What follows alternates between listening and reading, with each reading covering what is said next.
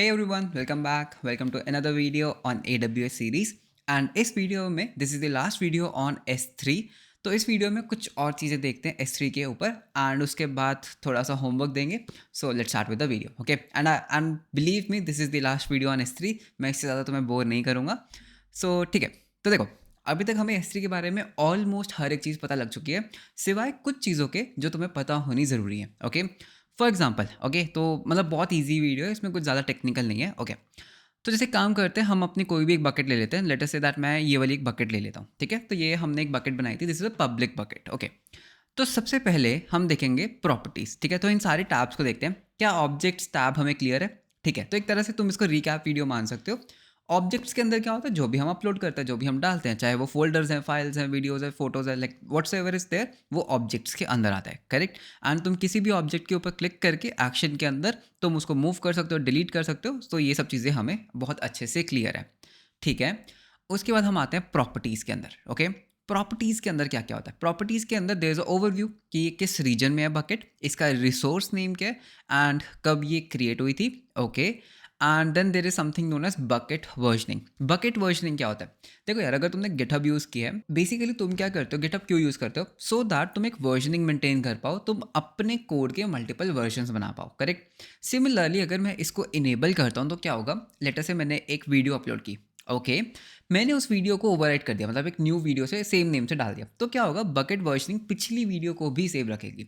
क्या इससे हमारी कॉस्ट बढ़ेगी? Quite obviously. क्यों? बिकॉज हम एक ही ऑब्जेक्ट के मल्टीपल वर्जन्स रख रहे हैं, तो हमारी जो स्टोरेज है वो इंक्रीज हो जाएगी, तो इसके साथ कॉस्ट आएगी. Okay, so this is one thing. उसके बाद टैग्स. देखो टैग्स क्या होता है? बेसिकली टैग्स सिर्फ तुम्हारे लिए होते हैं. जैसे हम कोई टैग बना सकते हैं. For example I can say कि you know who is the user. जैसे फॉर एग्जाम्पल एक बना के दिखाता हूँ, एडिट. तो मान लो मैंने एक टैग बना दिया दैट कंपनी, कुछ भी बना सकते हैं, लाइक जैसे कंपनी, एंड मैंने यहाँ पे बना दिया ABC लिमिटेड. ओके, मैंने एक और टैग बना दिया दैट इसका मेंटेनर कौन है. राइट, इसका मेंटेनर कौन है, मैंने कुछ भी XYZ वैल्यू डाल दी. तो ये सिर्फ हमारे लिए एक तरह का मेटा डेटा होता है. तो ये होते हैं tags.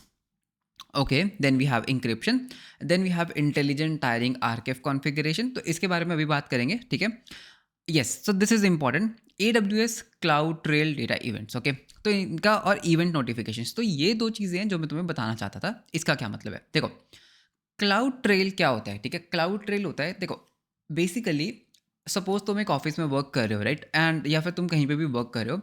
So there is something known as logbook. ठीक है, जो भी हम काम करते हैं उसके लॉग्स बनते हैं. किस एम्प्लॉय ने क्या किया उसके लॉग्स बनते हैं. सिमिलरली AWS क्लाउड ट्रेल एक अलग सर्विस है जिसके बारे में हम किसी और वीडियो में बात करेंगे. ये बेसिकली क्या करते हैं? ये ट्रैक रखती है कौन सा यूज़र क्या कर रहा है. देखो IAM के अंदर हमने मल्टीपल यूज़र्स बनाए, लेकिन कौन सा यूज़र क्या कर रहा है हमें ना एक पूरा लॉग चाहिए. तो AWS क्लाउड ट्रेल क्या करता है? बेसिकली वो पूरा एक लॉग रखता है दैट किस यूज़र ने लॉग इन किया, किस यूज़र ने किस टाइम पे क्या किया. किसी ने अपलोड किया, वो उसका लॉग रखेगा. कुछ डिलीट हुआ, तो इससे क्या होता है? जैसे कल को अगर तुम्हारे सर्वर पे किसी भी तरह की कोई हैकिंग होती है, किसी भी तरह का कुछ वनरेबिलिटीज़ आती है, तो तुम क्लाउड ट्रेल में जाके देख सकते हो दैट कौन से उस एम्प्लॉय के कारण या किसने उस चीज़ को छेड़ा. ओके, किसने उस चीज़ को किसने उसके साथ छेड़खानी की. ओके, तो क्लाउड ट्रेल बेसिकली वो चीज़ है. तो अगर मैं इसको इनेबल करूँगा तो क्या होगा? इस S3 बकेट के अंदर जो भी चीज़ें होंगी वो क्लाउड ट्रेल के अंदर लॉग होनी शुरू हो जाएंगी. ठीक है, तो अगर तुम उसको एक्सप्लोर करना चाहते हो तो तुम यहाँ पे लिख सकते हो क्लाउड ट्रेल. ठीक है, तो इसमें ओपन इन न्यू टैब कर लेता हूँ. तो एक बार क्लाउड ट्रेल को भी देख लेते हैं. ओवरव्यू मैं तुम्हें बताता हूँ, बट इसके ऊपर एक डेडिकेटेड वीडियोस आएंगी. तो इसमें हम क्या कर सकते हैं? Basically we can create a trail. ठीक है, तो हम ट्रेल बना सकते हैं. एंड ट्रेल बनाने के बाद जैसे for example you can see that ये सारे वो लॉग्स हैं. तो यू कैन सी दैट हमने अभी तक जो जो भी किया वो यहाँ पर सारा कुछ लॉग्ड है. ये क्या कह रहा है? दैट तुमने क्या किया? तुमने एक यूज़र को ग्रुप में ऐड कर दिया. ठीक है, तुमने पॉलिसीज़ बनाई, हमने क्रिएट पॉलिसी बनाई, हमने अटैच कर दी पॉलिसी. तो देखो जो भी हमने अभी तक किया, हमने कंसोल में लॉगिन किया, हमने अब तक जो कुछ भी किया वो सब कुछ यहाँ पे लॉग्ड पड़ा है. राइट, यू कैन सी हर एक चीज़ का लॉग यहाँ पर अवेलेबल है. तो इट्स लाइक कि अगर कोई भी यूज़र कुछ भी करता है तो हम बेसिकली देख सकते हैं दैट कौन सा यूज़र नेम है. देखो ये सारे रूट के, ये तो मैं हूँ. उसके बाद हमने एक यूज़र बनाया था पीयूष गर्ग YT. तो वो क्या कर रहा है? उसने अपना पासवर्ड चेंज कर लिया. ठीक है, ये सर्वरलेस यूज़र क्या कर रहा है? तो जो भी यूज़र्स करते हैं हम उसको देख सकते हैं. Okay, so this is one thing. What is this event notification? Okay, event notification क्या होता है? इसके साथ हम क्या करते हैं? जैसे हमने सर्वरलेस के ऊपर एक लैम्डास के बारे में पढ़ा था, करेक्ट. हम क्या कर सकते हैं? हम यहाँ पे बोल सकते हैं दैट जब भी इस बकेट के अंदर सी, मैं क्या बोल सकता हूँ दैट जब भी इस बकेट के अंदर लेटर से कुछ पुट हो, या फिर इसके अंदर से कुछ भी डिलीट हो, या फिर इसके अंदर, हाँ, जब भी ये 2 चीज़ें हों, तो मैं क्या करना चाहता हूँ, मैं एक लैम्ब्डा फ़ंक्शन को एग्ज़ीक्यूट करना चाहता हूँ। ओके, से हेलो। तो मतलब कि क्या होगा कि जब भी इस बकेट के अंदर या तो कुछ पुट होगा या फिर कुछ डिलीट होगा, हमारा जो लैम्ब्डा फ़ंक्शन है वो ट्रिगर कर जाएगा। इसका क्या बेनिफिट? बेसिकली हम एक लैम्ब्डा ट्रिगर कर सकते हैं जब भी कुछ चेंज होता है हमारे बकेट के अंदर। ओके, एंड ये बहुत कॉमनली यूज़ होता है। ओके, तो इसका बेनिफिट क्या हो सकता है? फॉर एग्जांपल, जैसे अगर कोई यूज़र कुछ अपलोड करता है तो हम उसको ईमेल सेंड कर सकते हैं that thank you your file has been uploaded, right? तो बहुत सारे ऑपरेशंस होते हैं जो हमें करने होते हैं। लाइक फॉर एग्जांपल, अगर किसी ने कुछ अपलोड किया, हर अपलोड के अंदर हो सकता है मुझे उस यूज़र को बताना है दैट ठीक है, ये तेरे अपलोडेड डॉक्यूमेंट्स हैं। तो बेसिकली हम क्या करते हैं, हम प्रॉपर्टीज़ में जाके हम उसके ऊपर एक इवेंट नोटिफिकेशंस लगा सकते हैं, which is good. And event notifications के अंदर अगर तुम देखोगे, there is something known as SNS, ठीक है? तो तुम उसको एक एसएनएस के ऊपर भी पुश कर सकते हो, तुम उसको एक क्यू के अंदर भी पुश कर सकते हो। So this is inbuilt. SQS क्या होता है, एसएनएस क्या होता है, डिफरेंट वीडियोस में देखेंगे, बहुत ईजी है। सो लैम्ब्डा हमें पता है, तो नोटिफिकेशंस का भी समझ आ गया दैट यस नोटिफिकेशंस क्या होता है, राइट? एंड उसके बाद you know that what is the static website hosting, right? तो ये हम ऑलरेडी कर चुके हैं। ओके, उसके बाद आता है परमिशंस पे। तो परमिशंस में क्या है, हमारा एक्सेस क्या है, उसके बाद ब्लॉक पब्लिक एक्सेस हमने ऑफ कर रखा है, बकेट पॉलिसी हमने लिखी थी विच इज़ गुड। उसके बाद एक्सेस कंट्रोल लिस्ट, देखो एक्सेस कंट्रोल लिस्ट के ऊपर तुम्हें वरी करने की जरूरत नहीं है because this is by default disabled which is okay. ACL का मतलब होता है एक्सेस कंट्रोल लिस्ट, मतलब कि कौन क्या कर सकता है, बकेट का ओनर क्या कर सकता है, ऑब्जेक्ट को लिस्ट एंड रीड कर सकता है। अभी के लिए एसीएल डिसेबल्ड है, तो यानी कि हर कोई सब कुछ कर सकता है बिकॉज हम इसको कंट्रोल कर रहे हैं हमारी पॉलिसी के थ्रू। तो इसके बारे में वरी करने की जरूरत नहीं है।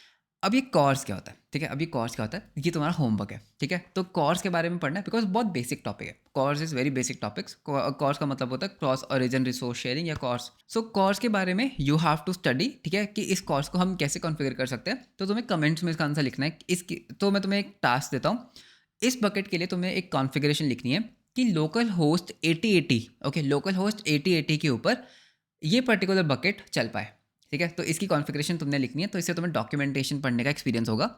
So you have to write this. अगर नहीं होगा कोई दिक्कत नहीं, इसके ऊपर मैं वीडियो बना दूंगा, ओके? बट ट्रस्ट मी, बहुत ईजी है। तो दिस इज़ वन थिंग। उसके बाद आता है मेट्रिक्स पे। मेट्रिक्स में बेसिकली हमें पता लगता है दैट क्या हो रहा है। Like you can see that bucket का साइज सिमिलर रहा, उसके बाद अगर कुछ भी अपलोड होता है तो यहाँ पे हमें पूरे मेट्रिक्स दिखते हैं दैट किस तरह के हमारे एनालिटिक्स क्या है हमारे बकेट के। मैनेजमेंट। अब मैनेजमेंट के अंदर life cycle rules is something important, okay? Life cycle rules में क्या होता है, अगर मैं एक लाइफ साइकिल रूल बनाता हूँ कि देखो, अगर कोई भी ऑब्जेक्ट, देखो, अगर कोई भी ऑब्जेक्ट, लेटर से हमने एक फोटो अपलोड की एंड 10 दिन तक उस फोटो को किसी ने छेड़ा ही नहीं, ठीक है? तो मैं क्या बोल सकता हूँ कि यार 10 दिन के बाद ना इस ऑब्जेक्ट को ना स्टैंडर्ड IA 1A के अंदर शिफ्ट कर देना। मतलब बेसिकली इट्स लाइक डाउनग्रेड कर देना। जैसे मतलब एक लेमन लैंग्वेज में तुम कह सकते हो जैसे SSD से HDD में शिफ्ट कर देना, ठीक है? सो दैट हमारी कॉस्टिंग बच सके। एंड उसके बाद मैं बोल सकता हूँ दैट अगर 10 दिन तक भी उसको कोई कुछ नहीं छेड़ता, उसको कुछ नहीं होता, तो हम क्या कर सकते हैं, मैं उसको ना ग्लेशियर में शिफ्ट कर दूंगा आफ्टर 20 डेज, ठीक है? तो ग्लेशियर क्या होता है, ग्लेशियर बेसिकली एक तरह का आर्काइव होता है, एक तरह की बहुत ही स्लो स्टोरेज होती है जिसको तुम बैकअप्स के लिए यूज़ कर सकते हो। देखो, अगर तुम्हें किसी भी ऑब्जेक्ट को बहुत फास्ट रिट्रीव करना है तो S3 के अंदर रखेंगे।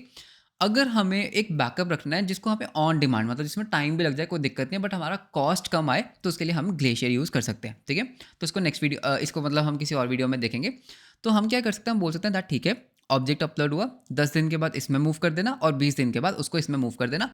इसको रिमूव करते हैं, एक सेकेंड। तो उसको हम क्या कर सकते हैं, उसको हम डिलीट भी कर सकते हैं, परमानेंटली डिलीट। एंड डिलीट कितने डेज बाद, लेटर से 45 डेज का हम टाइम पीरियड ले लेते हैं, ठीक है? तो क्या होगा, 45 डेज के बाद बेसिकली हर चीज़ डिलीट हो जाएगी। तो इस तरह से हम क्या कर सकते हैं, हम पूरा एक लाइफ साइकिल भी बना सकते हैं ऑब्जेक्ट्स का, which is a good thing, right? Similarly you have replication rules. देखो, रेप्लिकेशन का क्या मतलब होता है, रेप्लिकेट करना, डेटा को कॉपी करना। तो हो सकता है दैट तुम्हारे पास ना मल्टीपल बकेट्स हैं, ठीक है, अलग अलग रीजन्स में है। तो देखो, अभी मेरी जो ये बकेट है ये कौन से रीजन में, this is in Mumbai, correct? तो यानी कि ये पर्टिकुलर बकेट मेरे पास में है। मैं क्या कर सकता हूँ, मैं एक और बकेट बना सकता हूँ इन यूएस, ठीक है? एंड जो भी डेटा इसमें आएगा मैं उसको रेप्लिकेट कर सकता हूँ उसमें, सो दैट यूएस के यूजर्स को वो डेटा उनके पास वाली बकेट से मिल जाए। सो this is replication, okay? Inventory configuration ना, इसमें क्या होता है बेसिकली इन्वेंट्री में, ये क्या करता है ना, अगर तुम इसके ऊपर एक टाइम पीरियड लगा सकते हैं, फॉर एग्जांपल हमने इसके ऊपर एक टाइम पीरियड लगा दिया 24 आवर्स का, तो ये हर 24 घंटे बाद ना एक जेसन फाइल बनाता है जिसके अंदर ये पूरी प्रॉपर्टीज रखता है इस बकेट की कि आज इसके अंदर कितने ऑब्जेक्ट्स हैं, ठीक है? इसका टोटल साइज क्या, ओके? एंड क्या क्या इसके अंदर है। तो इसका क्या बेनिफिट, बेसिकली हम इसको मॉनिटरिंग के लिए यूज़ कर सकते हैं, ठीक है।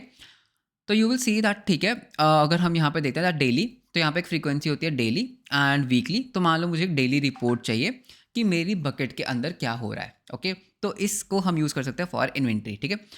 अभी मैं इन टॉपिक्स को इसलिए टच नहीं कर रहा बिकॉज इसके लिए हमें लामडा पता होना ज़रूरी है, लामडा आना ज़रूरी है। तो जब हम लामडा करेंगे एंड हम इवेंट ब्रिज को कवर करेंगे, तब ये चीज़ें हम सर्वलेस फ्रेमवर्क के थ्रू कवर करने वाले हैं, ठीक है। बिकॉज ये चीज़ें जैसे मैंने यहाँ पर दिखाया था that this SNS topic and event bridge, तो ये सब चीज़ें हम प्रोग्रामेटिकली बनाएंगे, हम यहाँ से यूएस से नहीं बनाने वाले, API कॉलिंग से बनाएंगे। तो ये इनको हम कवर करेंगे जब हम लैम्डास एंड इवेंट ब्रिज को कवर करेंगे। अभी के लिए ऊपर ऊपर से समझ लो, बहुत है, ठीक है। Okay, so this part is clear. अब आते हैं हम कॉस्टिंग पे, ठीक है। कॉस्टिंग, हम कॉस्टिंग क्यों पढ़ रहे हैं? देखो यार, अगर तुम एक क्लाउड इंजीनियर बनना चाहते हो, अगर तुम क्लाउड के साथ वर्क कर रहे हो, तो कॉस्टिंग इज समथिंग जो तुम्हें हर बार कंसिडर करनी चाहिए। अगर तुम कॉस्टिंग पार्ट को स्किप कर रहे हो, सो सॉरी माय फ्रेंड, तुम एक अच्छे डेवलपर, अच्छे बैक एंड इंजीनियर नहीं बन सकते। बिकॉज एक बैक एंड इंजीनियर का बहुत बड़ा रोल होता है, बहुत बड़ा एक रिस्पॉन्सिबिलिटी होती है कि वो अपनी कॉस्ट को कम से कम करे, ठीक है।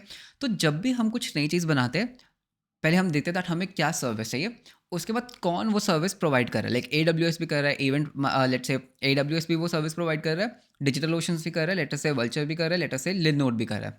So you have to compare कि कहाँ की प्राइसिंग चीपेस्ट है and then you have to make a decision, okay.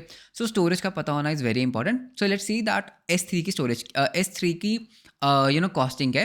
And yes, अगर तुम AWS की सर्टिफिकेशन करना चाहते हो, तो उसमें कॉस्टिंग पार्ट आता है, ओके, उसमें कॉस्टिंग पार्ट आता है। So be cautious, you have to know the costing, okay. तो रीजन वाइज कॉस्टिंग होती है, तो हम मुंबई की देखते हैं। तो देखो मुंबई में क्या, first 50 TB per month is only at 0.025 per GB, which is very less, right. तो यानी कि अगर तुम्हारा डेटा 50 TB से कम है या 50 TB तक है, तो ये प्राइस होगा। उसके बाद जो 450 TB तक है, प्राइस थोड़ा सा कम हो जाएगा। जैसे होता है ना कि यार भैया, हम आपसे तो सामान लेते, थोड़ा सा डिस्काउंट कर दो, तो ये वही वाला हिसाब है कि जब तुम्हारा डेटा बढ़ता है, तो तुम्हें पर GB की कॉस्टिंग कम हो जाती है। एंड अगर तुम्हारा टोटल डेटा 500 TB से ज़्यादा का है, तो तुम्हें पर मंथ की कॉस्टिंग ये आएगी, ठीक है। ये थी स्टैंडर्ड की प्राइसिंग, ठीक है। स्टैंडर्ड क्या होता है, बेसिकली जहाँ पे हम डेटा को फ्रीक्वेंटली एक्सेस करते हैं। लाइफ साइकिल रूल्स में पहला स्टैंडर्ड होता है, फिर आती है इंटेलिजेंट टायरिंग। तो इफ़ यू रिमेंबर, हमने एक रूल बनाया था ना, अभी 10 डेज के बाद इंटेलिजेंट टायरिंग में शिफ्ट करना है।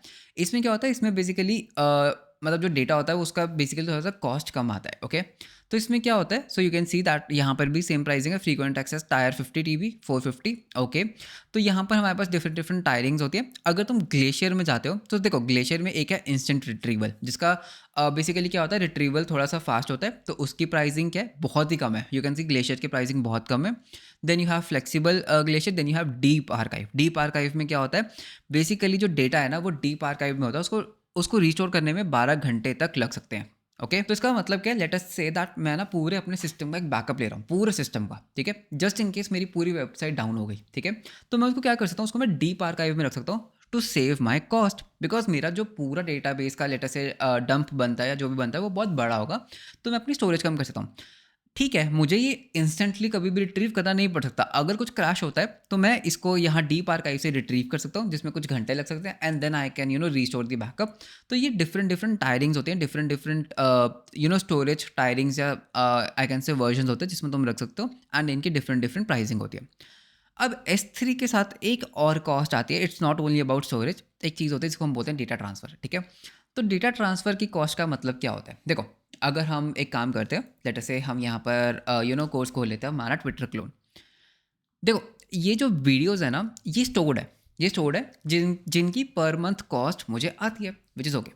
अगर तुम इस वॉच वीडियो के ऊपर क्लिक करोगे, तो ये जो वीडियो है, ये जो वीडियो प्ले होगा, राइट, अभी जो ये वीडियो प्ले हो रहा है, ये कहाँ से आ रही है वीडियो, मतलब इसको ये बेसिकली जो ट्रैवल कर रही है इंटरनेट पे, कहाँ से आ रही है, S3 से आ रही है। तो इसको हम कहते हैं डेटा ट्रांसफ़र। तो बेसिकली अगर ये वीडियो लेट अस से 50 MB की वीडियो है, तो 50 MB का डेटा जो ट्रांसफ़र हो रहा है, उसके ऊपर भी कॉस्ट लगती है, ओके। तो डेटा जब AWS से बाहर जाता है, जब डेटा तुम बाहर स्ट्रीम करते हो, उसकी भी कॉस्ट आती है। एंड उसकी कॉस्ट क्या है, you can read it hair. तो यहाँ पे you can see that data transfer के अंदर, तो डेटा ट्रांसफ़र के अंदर क्या होता है, यू कैन सी दैट अगर तुम डेटा ट्रांसफ़र इन करते हो, मतलब कि तुम चीज़ों को अपलोड करते हो, तो कोई कॉस्ट नहीं है। हाँ, स्टोरेज कॉस्ट है, मतलब इसका मतलब क्या है, 20 GB का डेटा तुमने S3 को दिया, जो ये डेटा जा रहा है, जो अपलोड हो रहा है, उसके ऊपर कोई कॉस्ट नहीं है। 20 जीबी को स्टोर करने की कॉस्ट है, और उसके बाद 20 जीबी को स्ट्रीम आउट मतलब डेटा ट्रांसफर आउट करने की कॉस्ट क्या है, you can read it here. 10 GB 10 TB के लिए this is the cost for 1 GB, for 40 TB this is the cost, and then you can read it here. ठीक है, तो डेटा ट्रांसफर बाहर ट्रांसफर करने की जो कॉस्ट आती है वो कॉस्ट आती है, डेटा इन करने की कॉस्ट नहीं आती। ओके, तो this was an overview on the costing part and on the S3 part. काफ़ी छोटा वीडियो था, बट आई होप दैट इससे तुम्हारा जो S3 है वो कवर हो जाता है। सो कमेंट्स में ज़रूर बताना दैट कैसा लगा हमारा first topic that was on S3। Next topic most probably हम शुरू करते हैं EC2 के साथ। ठीक है, तो हम खुद के सर्वर्स बनाते हैं EC2 में, तो EC2 and VPC and all that. तो विद दिस हमारा S3 कवर हो जाता है। मिलते हैं आपको नेक्स्ट वीडियो में। Until then bye bye, take care.